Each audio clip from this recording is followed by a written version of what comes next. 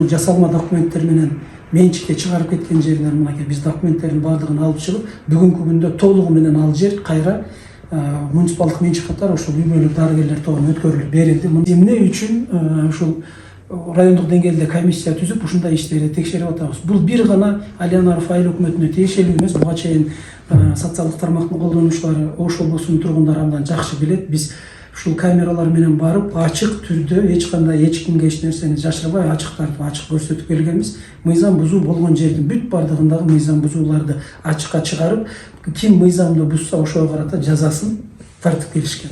Буга чейин дагы бир топ кызматкерлер ошол биз текшерип барган жерлердеги кызматкерлердин көпчүлүгү мына жумуштан алынды. Мамлекеттин эсебинен туура эмес кызыл китебин чыгарып алып, туура эмес ижарага алып 49 жылга деп келишимдерди түзүп алган жерлердин көпчүлүгүн биз кайра артка муниципалдык менчик катары артка кайрыдык.